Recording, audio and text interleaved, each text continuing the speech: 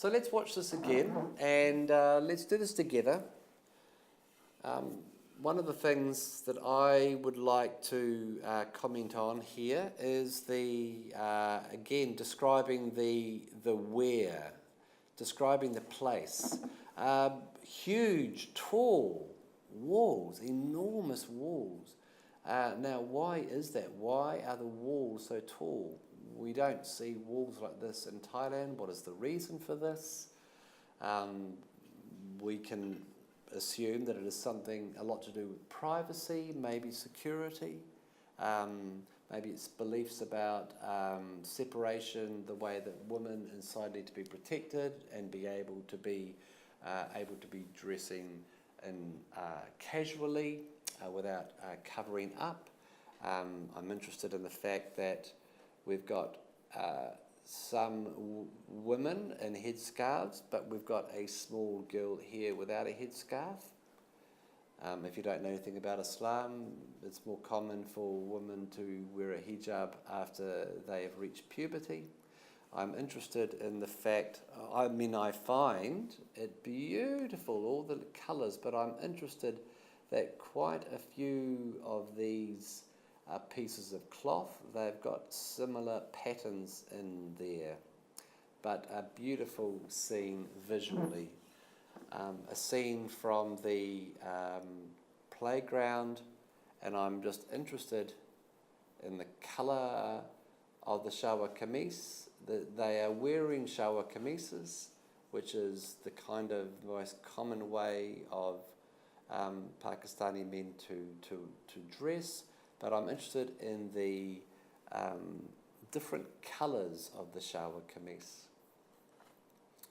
It's interesting to me that this woman, although she is wearing a niqab, she's covering her entire face, that she hasn't got socks on. In some Muslim communities, some women would wear socks. They wouldn't let any skin show.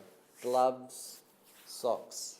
And here we have another scene involving Muslim women. I wonder why it is that everyone is wearing yellow. Is there a reason for this? And the other thing it is a WH question.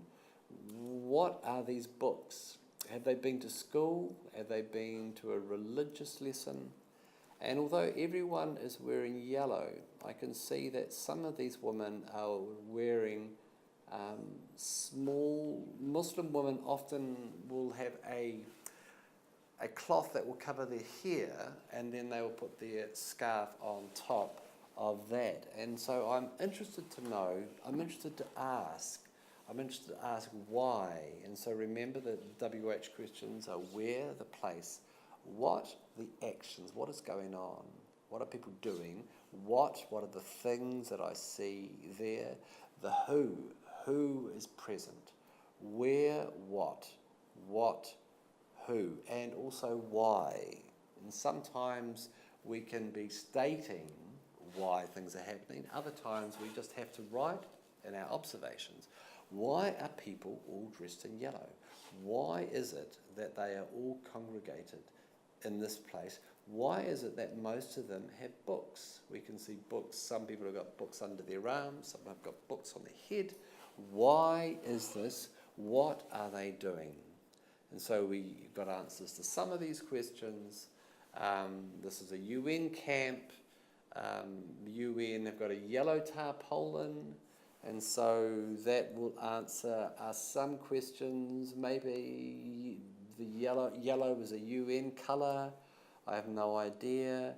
I'm interested that in this camp we look like we've got some seats that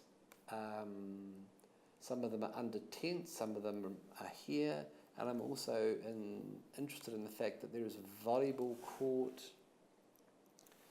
It looks like this person is a teacher, so we've got some teachers here. Maybe we can assume that these other people are teachers. Most of the women are wearing yellow hijabs. Most of the men, the boys perhaps, are wearing yellow t-shirts.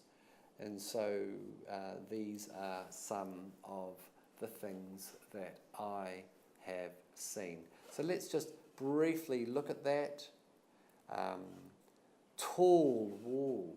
Why are these walls so tall? The wall is tall, that's a description of the place.